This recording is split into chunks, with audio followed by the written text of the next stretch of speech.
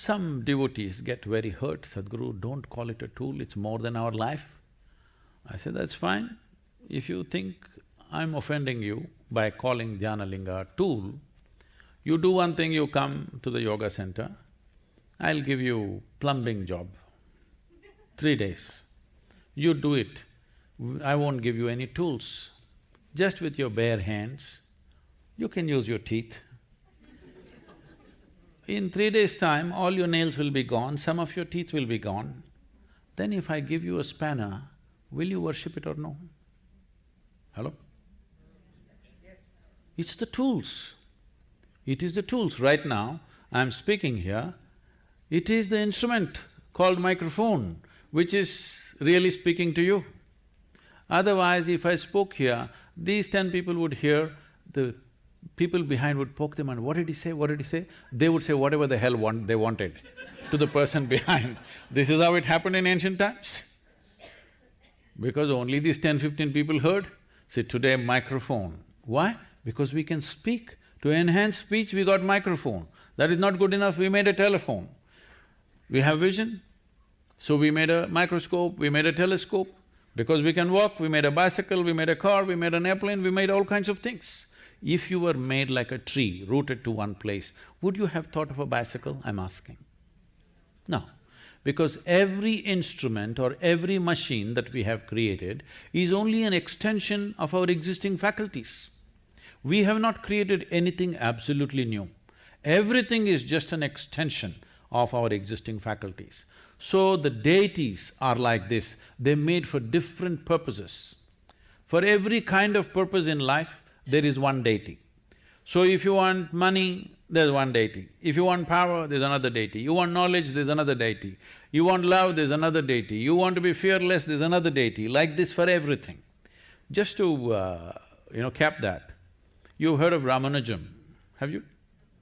No, the mathematician? There was a movie about him. Yeah. I saw that movie here in Los Angeles, I think. You know Ramanujam? So Ramanujam is late 19th century and early 20th century, 1911 or 1912, he died, I think. Very he was young. born… Very young. Yes. He was born in Tamil Nadu, where we are, in the southern state.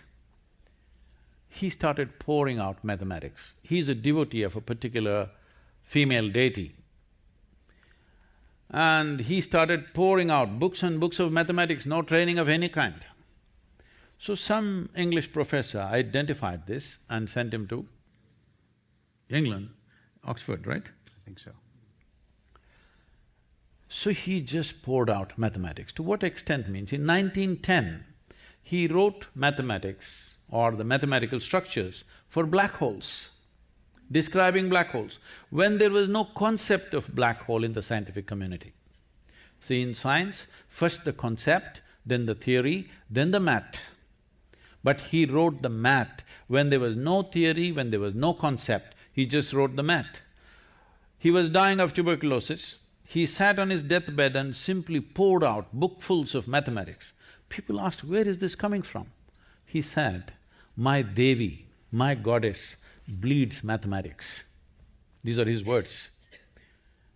Because he is using that deity to open up a window to the existence. I am a living example of that. Just opening up a window and suddenly everybody thinks you know everything, you don't know a damn thing. You just opened a window and you looked out and you're just talking whatever you see there. So these deities came up like this to serve different purposes of human life. Different energy forms were created. There is a whole science of consecration. It's a very powerful science. You must come and experience. There is one here at the Tennessee Center. If you come to India, it will just blast you in the face, you don't have to believe anything. It is not by belief. Just the very energy there is like that because these are consecrated spaces created for specific purposes. To teach yoga, we consecrate one way, to make other experiences happen. This Dhyanalinga means it's a meditative form. Without any instruction, people will become meditative. No instruction, no previous experience, they come and sit down thinking they will sit for 5 minutes, they will simply sit for an hour, 2 hours. Recently somebody came, just before I came here, in the month of March.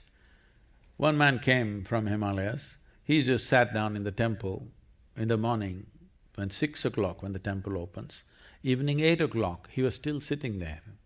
He just didn't move. So people got scared, he may leave his body, they came to me. Sadhguru, this man has not opened his eyes since morning, he just sat there over 12 hours, he has not moved an inch, he's simply sitting there. Then I knew who it is, I said, don't bother, just go and whisper to him, Sadhguru will see you tomorrow morning, he'll wake up. So because the energy itself is meditative, you don't have to know anything, it makes you like that. So this is a science that was explored profoundly and we created forms